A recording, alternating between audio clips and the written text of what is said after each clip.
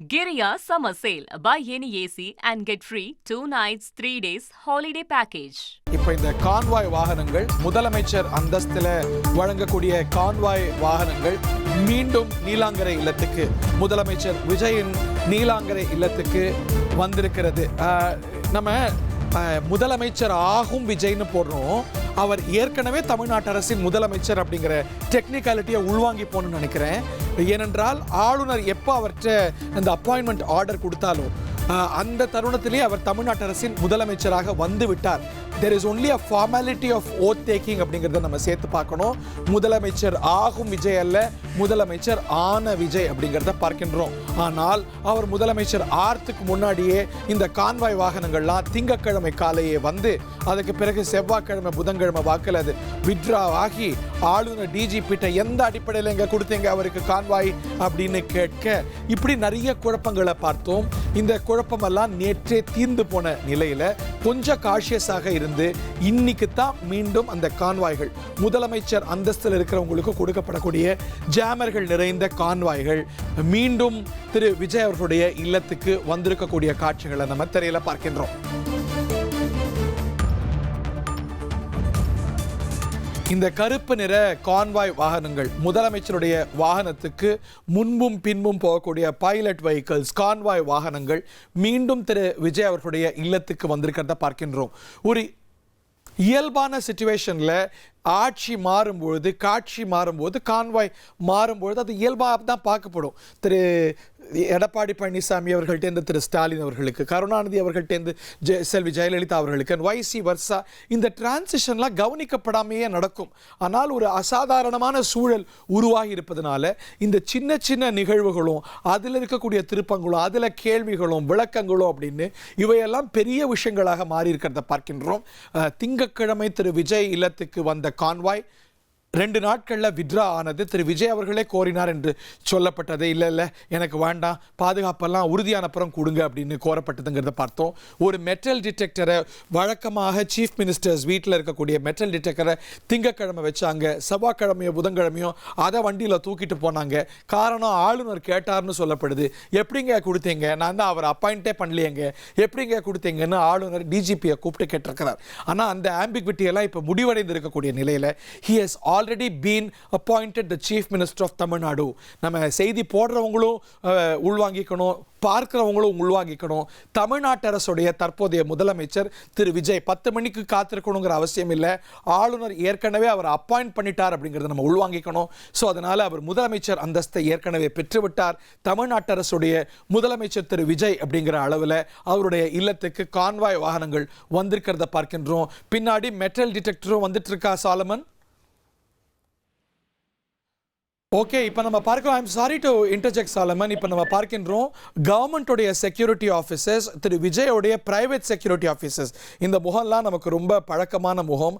அவருடைய பவுன்சர்ஸ் இல்லை security officers depending upon how you want to have that nomenclature. திரு விஜயோடு அவருடைய பாதுகாப்புக்கு அரணாக தொடர்ந்து அவரோடு பயணிக்கக்கூடிய அவர் உச்ச நட்சத்திரமாக அரசியல் தலைவராக இருக்கும். அவர் பேர் நயிமா, எனக்கு ஐ வில் ஸ்டே கரெக்டட். அவருடைய பாதுகாப்பு அதிகாரி, அவருக்கும் திரு விஜய்க்குமான கெமிஸ்ட்ரியை நம்ம ஆனர்லேயே பார்த்துருக்கோம். பாருங்க அவங்கெல்லாம் அவங்களுக்கு ஏதோ வரவேற்கிறாங்க அப்படின்னு இவர் சொல்லி அவர் கையெல்லாம் அசைப்பார். ஸோ அந்த மாதிரி ஒரு பர்சனல் பாண்டு திரு விஜய் அவர்களுக்கும் அவருடைய செக்யூரிட்டி அஃபிஷியல்ஸுக்கும் அவருடைய பிரைவேட் செக்யூரிட்டி அஃபிஷியல்ஸுக்கும் இருக்கிறத பார்க்கின்றோம். அவர்கள் இப்போ அரசு துறையுடைய செக்யூரிட்டி அஃபிஷியல்ஸோடு ஒருங்கிணையக்கூடிய காட்சிகளை பார்க்கின்றோம். கை குலுக்கியனா they have to work hand in hand அப்படிங்கிறதையும் நம்ம பார்க்க வேண்டியிருக்கிறது. ஸோ அங்கே வை பிரிவு பாதுகாப்பில் அவர் ஏற்கனவே இருக்கிறார் என்பது குறிப்பிடத்தக்கது. இந்த நிலையில் பிரைவேட் செக்யூரிட்டி வை செக்யூரிட்டியோட சேர்ந்து தமிழ்நாட்டு அரசின் முதலமைச்சருக்கு வழங்கப்படுற அந்த செக்யூரிட்டி அந்தஸ்தும் கான்வாய் வாகனங்களும் வந்திருக்கக்கூடிய காட்சிகளை பார்க்கின்றோம். மெட்டல் டிடெக்டர் வண்டியில் வந்துட்டு இருக்கா Solomon. Solomon, you are with us. Neelankarai இல்லத்திலேருந்து இணைந்திருக்கிறார் சாலமன். நிறைய பேர் அங்கே வந்துட்டு இருக்கிறத பார்க்கின்றோம்.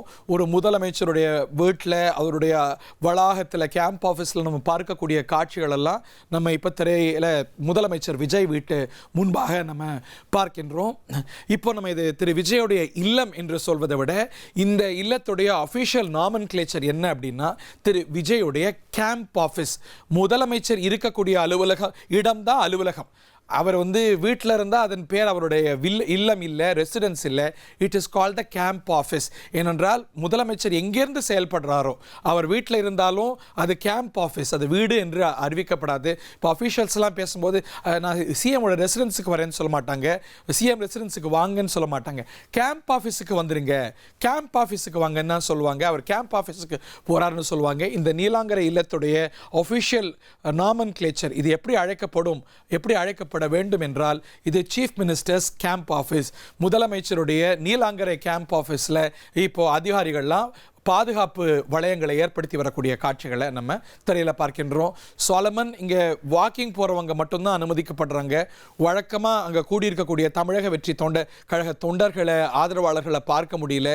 பாதுகாப்பு வளையம் உறுதி செய்யப்பட்டிருக்கிறது, சில அடுக்கு பாதுகாப்பு உறுதி செய்யப்பட்டிருக்கிறது. போக்குவரத்து காவல்துறையினர், ஒய் பிரிவை வழங்கக்கூடிய மத்திய படையினர், தமிழ்நாட்டு அரசின் காவல்துறையினர், அரசு அதிகாரிகள்னு எல்லோரும் அங்கே வரக்கூடிய காட்சிகளை பார்க்கின்றோம். திரு விஜயோடைய கேம்ப் ஆஃபீஸில் நீங்கள் பார்க்கக்கூடிய காட்சிகளை விவரிச்சு சொல்லுங்க சாலமன். தமிழக முதல்வராக சற்று நேரத்துல பதவியேற்க இருக்கிற ஜோசப் விஜய் வந்து தற்போது புறப்பட்டு இருக்கிறார். சரியாக அவர் 9:45 மணி அளவுல நேரு ஸ்டேடியத்திற்கு அவர் வந்து வருகை தர இருக்கிறார். குறிப்பாக இதனால அந்த நேரு விளையாட்டரங்கு முழுவதிலுமே போலீசார் பாதுகாப்பு பலப்படுத்தப்பட்டிருக்கிறது. குறிப்பாக 6000க்கும் மேற்பட்ட போலீசார் இந்த பாதுகாப்பு பணியில ஈடுபட்டு வருகிறார்கள். சென்னை காவல் ஆணையர் தலைமையில 5 கூடுதல் ஆணையர்கள், 12 இணை ஆணையர்கள், 20 துணை ஆணையர்கள், 40 உதவி ஆணையர்கள் உள்ளிட்ட 6000க்கும் மேற்பட்ட போலீசார் வந்து பாதுகாப்பு பணியில ஈடுபட்டு வருகிறார்கள். குறிப்பாக நேரு மைதானம் உள்ளே வெளியே மற்றும் அந்த முதல்வர் விஜய் செல்லக்கூடிய வழித்தடங்கள் முழுவதிலுமே போலீசார் பலத்த பாதுகாப்பு பணியில ஈடுபட்டு வருகிறார்கள். 100 மீட்டருக்கு இடையில ஒரு போலீசார் என்ற வீதம் வந்து அவர் நீலாங்கரை வீட்டில இருந்து நேரு விளையாட்டு அரங்கு வரையில போலீசார் பாதுகாப்பானது போடப்பட்டிருக்கிறது. நேரு உள் விளையாட்டு அரங்கு சுற்றிலும் வந்து பலத்த போக்குவரத்து மாற்றங்களும் செய்யப்பட்டிருக்கிறது. குறிப்பாக அவர் செல்லும் வழியில பொதுமக்களுக்கு வந்து அனுமதியானது மறுக்கப்பட்டிருக்கிறது. அதாவது வாகனங்கள் செல்ல அனுமதி இல்லை. அந்த ஈவேரா சாலை முழுவதிலுமே வாகனங்கள் செல்ல அனுமதி மறுக்கப்பட்டிருக்கிறது. முழுவதிலுமே வந்து போலீசாரோட கட்டுப்பாட்டுக்குள்ள வந்திருக்கிறது. 5000 நபர்களுக்கு மட்டுமே அனுமதி என்பதால சுற்றிலும் போலீசார் பாதுகாப்பானது செய்யப்பட்டிருக்கிறது. கான்வாய் வாகனங்கள் அவருக்கு வரவழைக்கப்பட்டு அந்த பாதுகாப்பு மூலமாகவே அவர் நேரு அரங்கிற்கு வந்து கொண்டிருக்கிறார். குறிப்பாக ஏற்கனவே அவருக்கு வந்து ஒய் பிரிவு பாதுகாப்பானது வழங்கப்பட்டிருக்கிறது. அதன் மூலமாக எஸ்கார்ட் பாதுகாப்பு, அதே போன்று கான்வாய் பாதுகாப்பும் வழங்கப்பட்டிருக்கிறது. அதன் மூலமாக வருகிறார். அதன் பின்னர் மத்திய அரசு வந்து ஒரு அனுமதி கொடுக்கும். இசட் பிரிவு, அதாவது முதல்வருக்கான அந்த இசட் பிரிவு பாதுகாப்பானது வழங்கப்படும். அதன் பிறகு வந்து இன்னும் கூடுதலாக முதல்வர் விஜய்க்கு பாதுகாப்பானது ஏற்பாடு செய்யப்படும். அது மத்திய அரசு மூலமாகவே வழங்கப்படும். அதன் பின்னர் பலத்த பாதுகாப்புடன் இங்கு வருகிறார். அதன் பின்னர் ஆளுநர் மூலமாக பதவி பிரமாணமானது நடைபெற இருக்கிறது. முதல்வராக அவர் நேற்றே வந்து கையெழுத்திட்டு இருக்கக்கூடிய நிலையில அமைச்சர்கள் மற்றும் முதல்வராக அதிகாரப்பூர்வமாக, அதாவது பொதுமக்கள் தொண்டர்கள் மத்தியில அந்த பதவியேற்பு நிகழ்வானது நடைபெற இருக்கிறது. அதன் பின்னர் மீண்டும் அவர் செக்ரட்டேரியட்டுக்கு செல்ல உள்ளார். அங்கு தனது முதல் கையெழுத்து இடுவார் என எதிர்பார்க்கப்படுகிறது. Giria Summer Sale. Buy any AC and get free 2 nights, 3 days holiday package.